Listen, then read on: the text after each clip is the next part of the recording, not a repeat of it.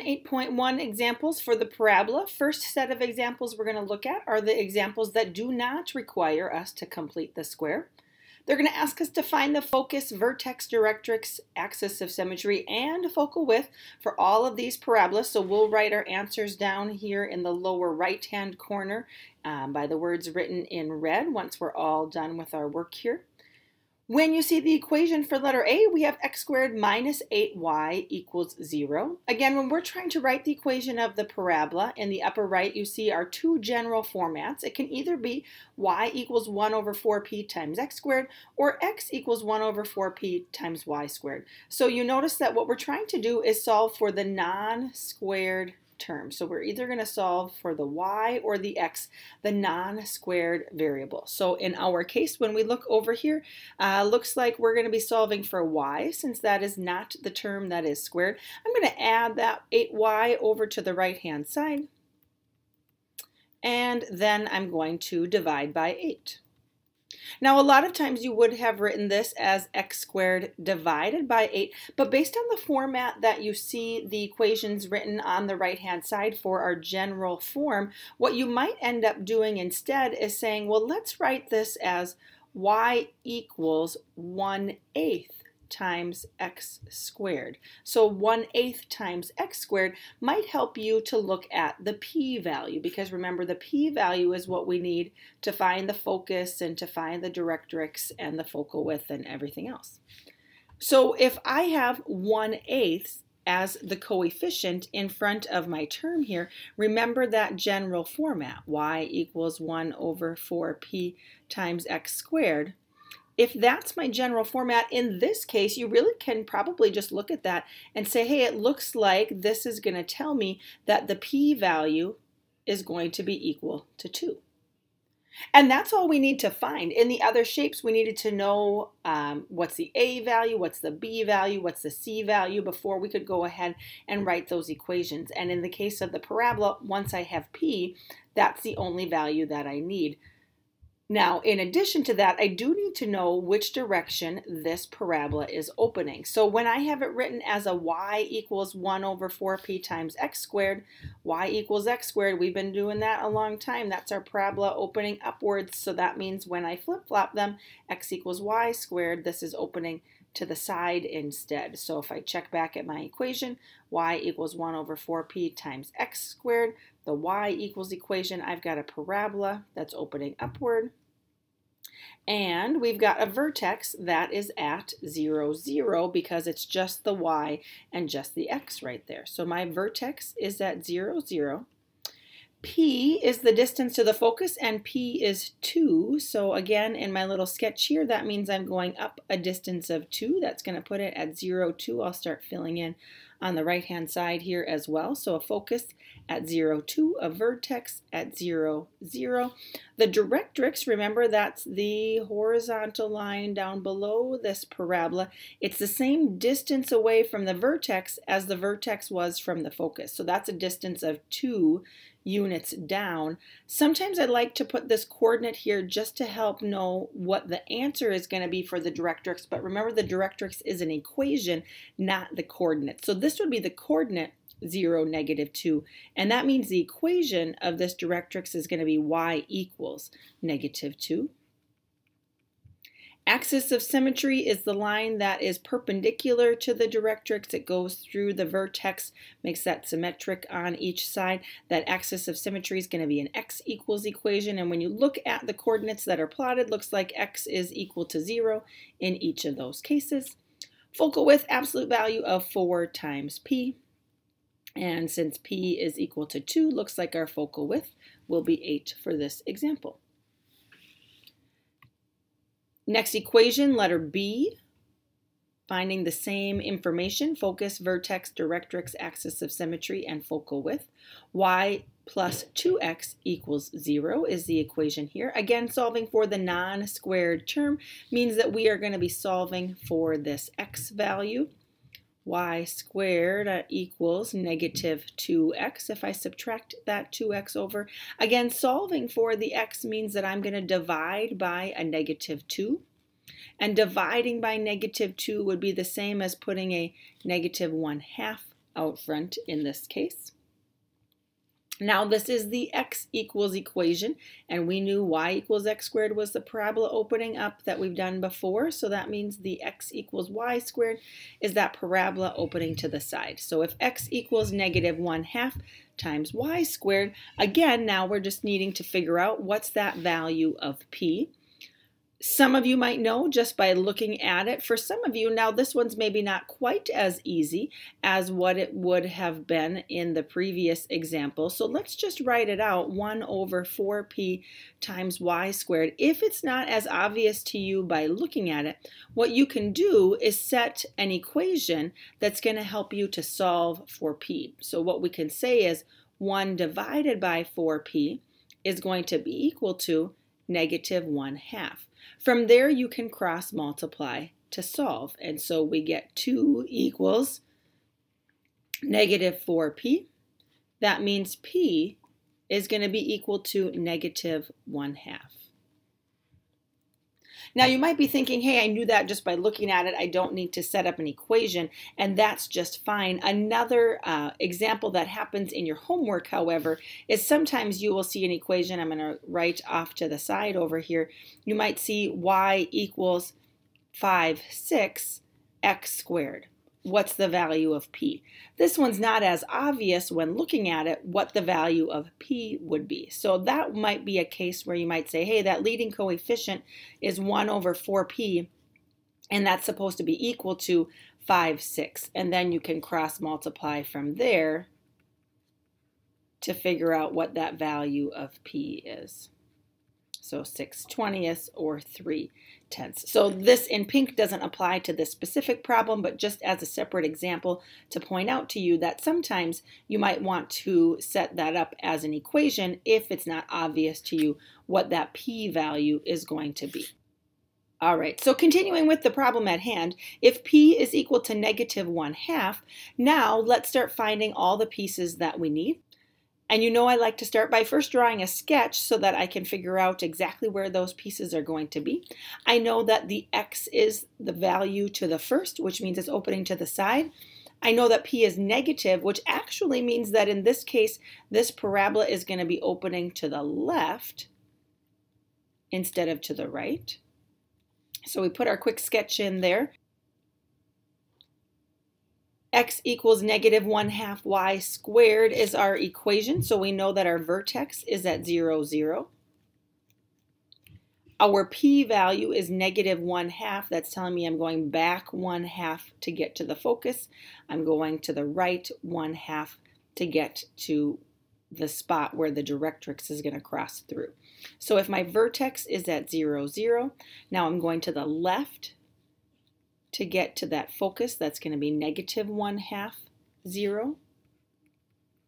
And again, that parabola is always curving around that focus point. Your directrix, going back a distance of 1/2, that's going to put you at x equals +1/2 this time. X equals because it is a vertical line for your equation, and again, a distance of 1/2 from the vertex to that directrix line. Axis of symmetry is now the horizontal line. Perpendicular to the directrix crosses through the vertex and the focus. That line is a y equals equation. What's the y equals every time on that drawing? That means the axis of symmetry is y equals 0. Focal width, absolute value of 4p. Our p value is -1/2. Absolute value is going to make that positive each time, so that makes our focal width equal to 2. Letter C. Here's our first example where we see a vertex that is not at 0, 0. Now you see x minus 3 on the left-hand side. You see y minus 1, that entire quantity being squared on the right-hand side. So we see that it looks to be similar to our second equation, x equals 1 over 4p times y squared, but now you see that little change in the x and the little change in the y, and that's what's going to change where your vertex is. So remember how we had said when describing the structure that the vertex of your parabola is similar to the center of the other conic sections because everything is based around the center of the circle, hyperbola, and ellipse. And in the parabola, everything is based around that vertex point. And so we can tell that our vertex here is going to be at 3, 1. What I also know, in addition to the vertex, is remember that the 1 over 4p is the value that's in front of the squared term. So we would have typically had x equals 1 over 4p times the y squared. Well, we have that basic format. You can see now how the vertex has changed. This is our first example with that. And this is another one where I think you could probably just look at it and pick out that the p-value is equal to 3. All right, well, if the p-value is equal to 3, it's an x equals equation. So a positive p-value with an x equals equation means that this parabola is going to be opening off to the right-hand side. And again, like to include my sketch to say that my vertex is at 3, 1. Now let's see where the rest of the points end up here. If I go a distance of 3 from this current point, now I'm going 3 to the right. That looks like that's going to change my x value, so my focus here is going to be at 6, 1. The directrix, now a vertical line perpendicular to the axis of symmetry. Now I'm going back a distance of 3 to get to this point. If I labeled this coordinate where the axis of symmetry intersects the directrix, that would be the coordinate 0, 1. Remember 3, 1 was this vertex point here. And that's telling me now that this line, that's an x equals 0 as a vertical line there. My axis of symmetry, now a horizontal line. What y value is that going through? Looks like 1 every single time. So y equals 1 for your axis of symmetry. Focal width, absolute value of 4p. That's going to give me 12 for the focal width for letter C. Another example where they now are not giving us an equation to start with, but now just some information for us to have to do some solving on. We're going to find the equation of the parabola such that the focus is at 4, negative 1, and the equation of the directrix is y equals negative 5. So I'm going to, of course, do a little bit of sketching here. So if I draw my x and y axis, and my focus goes over 4, down 1. So if that's my focus point, 4, negative 1. Just knowing your focus really doesn't tell us anything, right? I know that my parabola wraps around it, but right now it could be opening in any direction. We also know that it has a directrix that's y equals negative 5. So this was 4, negative 1, negative 5 down even lower. Let's say that that's right here. Here's y equals negative 5. Well, now adding that one more piece of information really tells us a lot. The parabola cannot cross through the directrix, right? It is never crossing through the directrix. So whatever parabola that we draw curves around the focus. The axis of symmetry is perpendicular to the directrix. So that means that my axis of symmetry goes through the focus and is perpendicular to the directrix. So this is my axis right here. This line was my directrix right here. So I know we're wrapping around the focus and we would never, ever, ever even touch the directrix. We certainly can't cross through it. So that means that if I'm sketching where this shape is going to be, looks like my parabola has got to be going somewhere like this.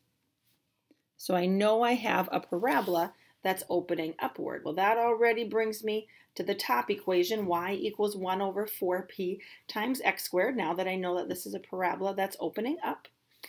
What I am also going to need to know for my parabola is where is the vertex? It's definitely not at 0, 0. So what is this coordinate? Well, the way we're going to find that is by using the focus and the directrix. The focus is at 4, negative 1. This directrix is at y equals negative 5.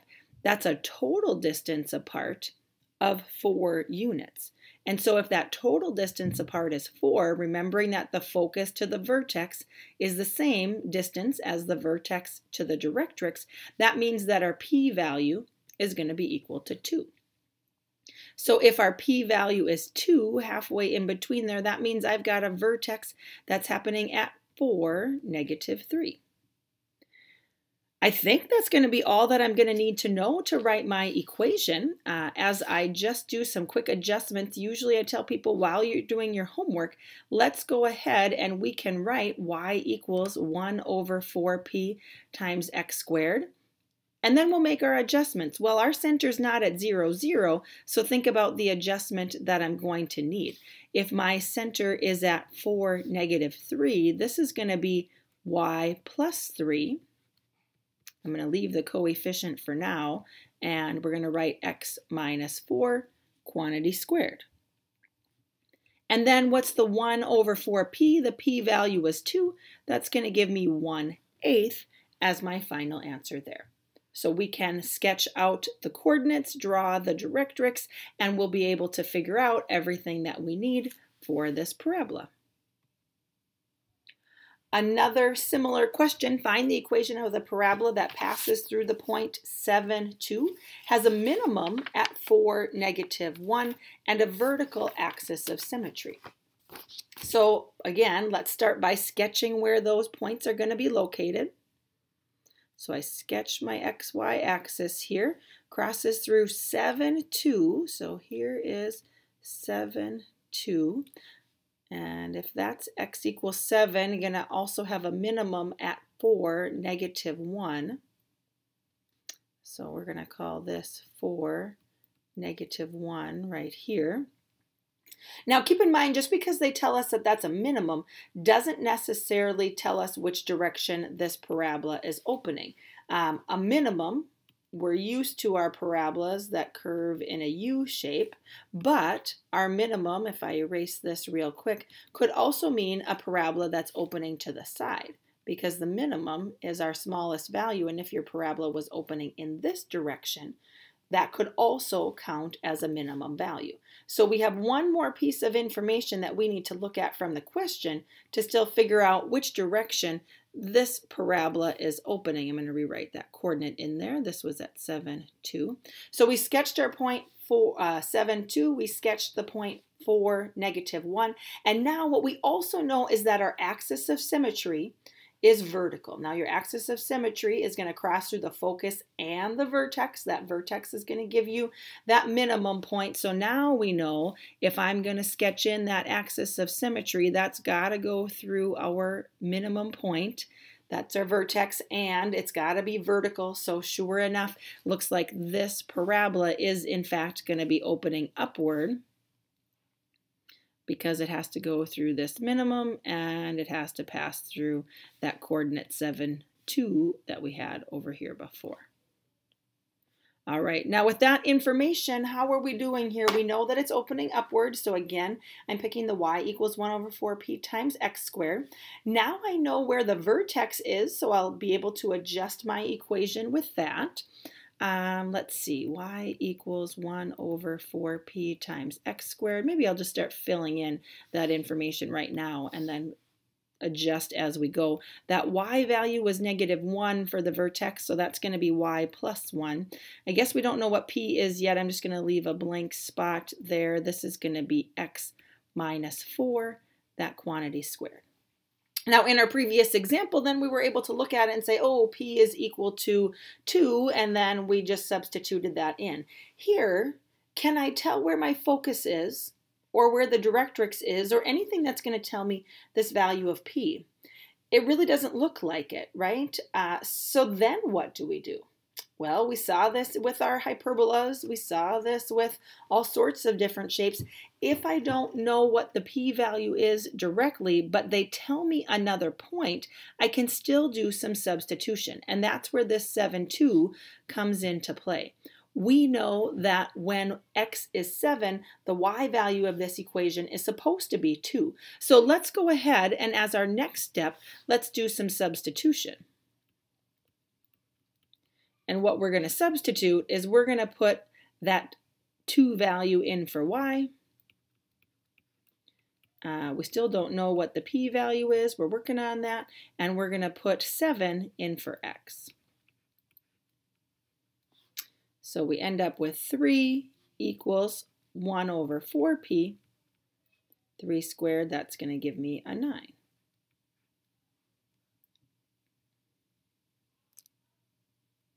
I'm going to copy this to the next page. So we're going to continue solving this. 3 equals 1 over 4p times 9. A couple different options that you have. You can either solve for 1 over 4p, noticing that that's the coefficient that I'm looking for, or some people like to solve to p and then substitute that back into the equation. I kind of like in this situation, since they're not asking me for the focus or the directrix or anything that involves the exact value of p, I kind of like to just find the 1 over 4p. If I solve for 1 over 4p, all I need to do is divide by 9. So 3 divided by 9 equals 1 over 4p, or in other words, 1 over 4p is equal to 1/3. So that means if 1 over 4p is 1/3, my final equation is y plus 1 equals 1/3 times x minus 4 squared. And that's my final answer. Now, some of you might be thinking, wait, how can I stop there? If you don't like that, and if you want to solve for p and then substitute back in the original, you can. That tells me if I cross multiply, 3 equals 4p. Solve for p by dividing by 4, so 3/4 is equal to p. Then take that 3/4, substitute it in for the p value up here, 4 times 3/4. That's just going to give you a 3 anyway, so you end up with this same 1/3. So you can do that either way. You can solve just for the 1 over 4p, or you can solve for p directly. The advantage to the second version is if you need to find the directrix or the focus, now you can do that a little more easily. In the first version, if I don't need to find those things, it kind of saves me just a little bit of work. All right, last thing for us to look at here, now that we've gone through all the different types of conic sections, we are going to need to be able to recognize them there in the expanded form and not necessarily written in the format that we've seen so far. So check out the A, B, C, and D and try to determine which type of conic section is represented. One of them is an ellipse, one of them is a circle, one of them is a hyperbola, and one of them is a parabola. So take a second and pause the video and think about how would you tell which one is which. Now when we go back to determine the shapes, when we see letter A, we notice that we have 2 values that are squared. We don't even have to worry about the non-squared terms, but I have 2 quantities that are squared, 3x squared and 7y squared. Their coefficients are different from one another, and that's going to indicate that this shape is an ellipse. If I skip down to letter C, we also have 2 squared terms, but now their coefficients are exactly the same as one another, and that's what's going to indicate to us that this is a circle. In letter B, I only have 1 squared term, the x squared. If only one value is squared, that's going to tell you that that's our parabola. And finally, back to letter D, squared terms. I have 2 of them, but there is a negative in front of one or the other. In this case, the y squared is negative, but it could also be true that the x squared is negative. If only one of those terms is negative, that's going to tell you that this is our hyperbola.